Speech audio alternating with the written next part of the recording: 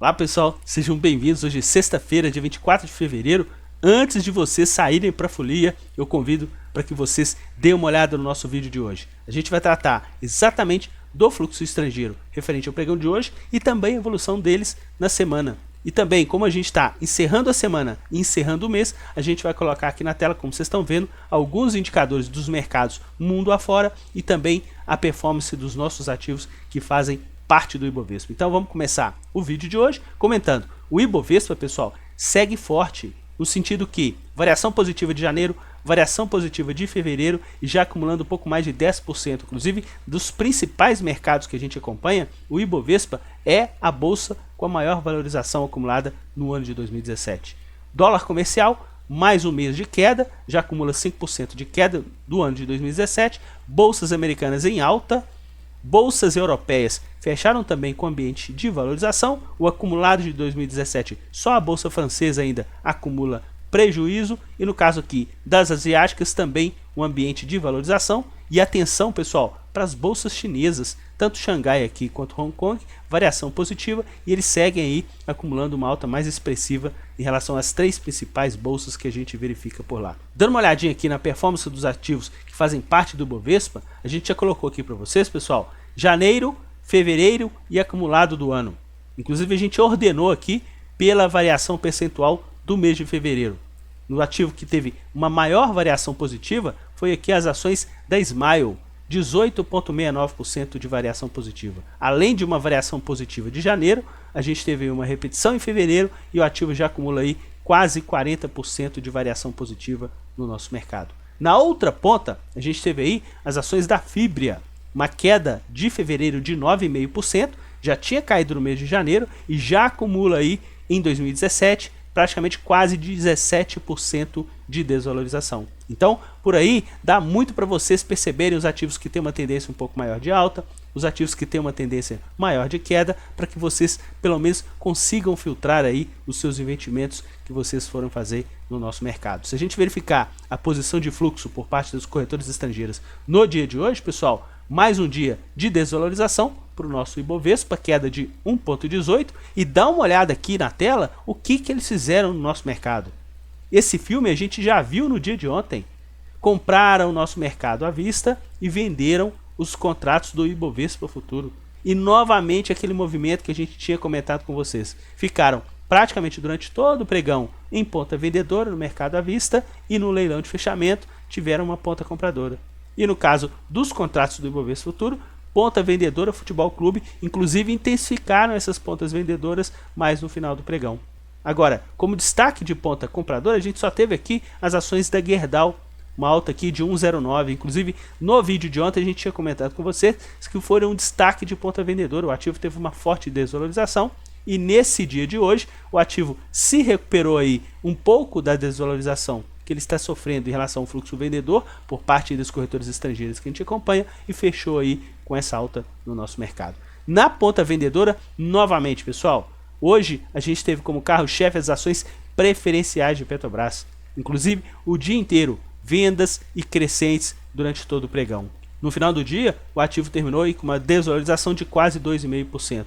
Venderam também quem? As ações de Vale. Lembra que a gente comentou que era o carro-chefe de vendas por parte deles no pregão de ontem e hoje novamente. E eles também venderam a ação preferencial, que no pregão de ontem a gente tinha comentado com vocês que no final do dia eles tinham invertido a mão para uma ponta compradora. Só que hoje, novamente, ponta vendedora. Como destaque, inclusive, pessoal, hoje, de ponta vendedora, a gente teve aqui as ações das lojas americanas, uma queda de 3,07. E se vocês observarem dos nossos vídeos da semana, na segunda-feira o ativo subiu um pouco mais de 2% e as lojas americanas foi o carro-chefe de vendas por parte deles. É claro que o preço pode subir, mas o preço subindo sem eles calçarem, a gente tem que ficar no mínimo esperto. E se vocês observarem, depois disso, lojas americanas veio caindo durante a semana. Então, para os ativos que eles compraram no dia de hoje, perderam dinheiro. Por quê? Variação média de 0,73, negativa. Só que, para os ativos que eles venderam no pregão de hoje, variação média negativa de 1,25. Conseguiram aí ter uma projeção de lucro de pouco mais de R$1 milhão para o nosso mercado à vista. Em relação aos contratos futuros no dia de hoje, pessoal, olha o show que eles deram no dólar futuro. 18 milhões de reais de ponta compradora já para esse contrato novo. E o que a gente tinha comentado com vocês no vídeo de ontem em relação aos contratos futuros do dólar? Exatamente aquela movimentação que eles estavam para o contrato que ia se encerrar, que seria o dólar H, eles estavam praticamente administrando esse processo e que eles poderiam encontrar aí com uma variação positiva para esse contrato hoje, no último dia de liquidez, inclusive uma liquidez muito pequena para o contrato. Conseguiram praticamente aí sair com um pequeno lucro nessa movimentação dos contratos para o dólar futuro no nosso mercado. E o contrato novo, que eles tiveram uma ponta compradora de pouco mais de R$1 milhão, sendo que os dois primeiros pregões de liquidez, eles chegaram a acumular pouco mais de R$200 mil, quase 300 mil, e a moeda americana caiu. E ontem eles começaram a ter maior liquidez para esse contrato novo, contrato J, compraram um pouco mais de R$1 milhão, e simplesmente hoje, pessoal, compraram 18 milhões de reais, e a gente teve aí uma variação positiva para a moeda americana de praticamente aí quase 50 pontos no nosso mercado. Para os contratos do Ibovespa Futuro, seguem naquela toada. Hoje, mais praticamente 150 milhões de reais de ponta vendedora, e aquele saldo simplesmente está sumindo. Lembra que a gente comentou no vídeo de ontem que eles já tinham vendido praticamente 2/3 do movimento e o Ibovespa tinha corrigido a metade do que subiu, dos 4 mil, 2 mil já tinha corrigido? Então, com essa correção no pregão de hoje, eles novamente ponta vendedora, e agora eles estão acumulando aqui um pouco mais de 150 milhões de reais e uma posição que já esteve em praticamente 900 milhões de reais. Com relação à movimentação deles no nosso mercado de opções, pessoal, hoje eles atuaram como ponta vendedora para as opções de Petrobras e também ponta vendedora para as opções de Vale. No caso de Petrobras, inclusive, a gente teve aí alguns dias de ponta compradora, mas prioritariamente ponta vendedora. No caso de Vale, a gente nem precisa de comentar muito. Durante toda a semana, ponta vendedora aí para o mercado de opções em Vale. No caso aqui, no pregão de hoje, no caso de Petrobras, eles tiveram uma projeção de lucro, e no caso de Vale aqui, ficaram praticamente no 0 a 0, com um pequeno prejuízo no nosso mercado. Vamos dar uma olhadinha rapidamente aqui no nosso quadro, e a gente vai conseguir perceber que hoje, mais um dia de show por parte deles para as opções de Petrobras. E a gente está comentando isso já há alguns dias no nosso canal. Em relação aos ativos, que eles andaram com uma ponta compradora, simplesmente uma variação positiva média de 23,21. No caso aqui das opções que eles atuaram numa ponta vendedora, também variação média negativa de 4,76. Conseguiram oferir lucros aqui no nosso mercado nas duas pontas para as opções de Petrobras. No caso de Vale, eles tiveram uma projeção de prejuízo para as opções que eles compraram, só que eles tiveram aí uma projeção de lucro para as opções que eles venderam. Vamos comentar com vocês agora a evolução semanal de fluxo, pessoal, porque a gente tem aí que tirar o chapéu para o fluxo estrangeiro. Por que a gente comenta isso? Por isso aqui, pessoal, que a gente está demonstrando para vocês. Variação da semana negativa para o Ibovespa em 1,60. Inclusive o índice futuro teve o mesmo percentual de desvalorização nessa semana. E o que as corretoras estrangeiras fizeram no nosso mercado? Simplesmente socaram o nosso mercado com os contratos do Ibovespa Futuro. E o que eles fizeram para os nossos ativos? Eles aproveitaram que o mercado caiu, colocaram algumas coisas em carteira. Na semana passada, se vocês observarem, a gente vai até colocar aqui para vocês a evolução por segmento. Pessoal, vocês estão lembrados que na semana passada eles fecharam com ambiente negativo, se a gente somar os dois mercados, o à vista e o futuro, e a gente encerrou uma semana com alta.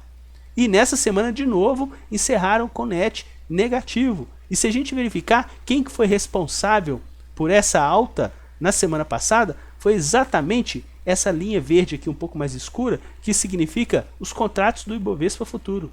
Ou seja, na semana passada, eles compraram os contratos do Ibovespa Futuro, ajudaram a empurrar o nosso mercado para cima e aproveitaram que o mercado estava em alta e socaram os ativos do nosso mercado à vista, colocando lucro no bolso. E o que aconteceu? Depois que eles já estavam satisfeitos com alguns lucros realizados, simplesmente o que eles fizeram nessa semana? Socaram o nosso mercado para baixo com vendas no nosso mercado futuro através dos contratos do Ibovespa. E nesse ambiente vendedor, aproveitaram para recomprar alguma ponta no nosso mercado que eles tinham vendido praticamente aí bem mais na semana anterior. Isso daí é uma expertise, pessoal, que não tem preço.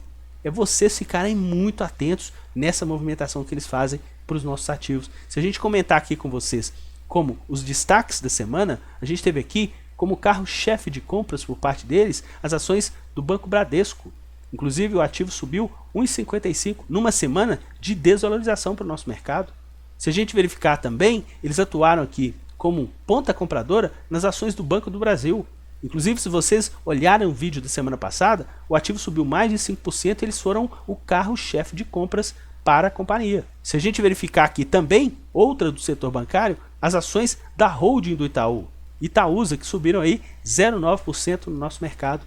Então vocês percebem que os destaques de ponta compradora nessa semana foi o setor bancário aqui, quase na sua totalidade. Por quê? Porque os ativos que eles atuaram numa ponta vendedora, que foram as ações do Banco Itaú, o ativo de maior peso na nossa bolsa, simplesmente uma queda de 0,4%. Como carro-chefe de vendas, as ações ordinárias de Vale.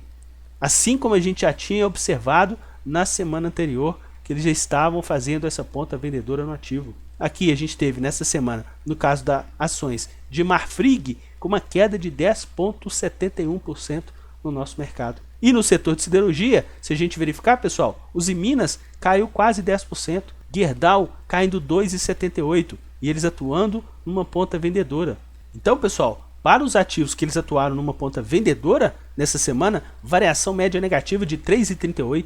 Para os ativos que eles atuaram numa ponta compradora, uma variação média negativa também de 1,51%. Mesmo eles tendo um saldo positivo na semana para esses ativos, como o volume percentual de ponta vendedora foi bem mais expressivo, eles conseguiram auferir lucro no nosso mercado, retomando aquela trajetória que a gente sempre comenta com vocês aqui no canal.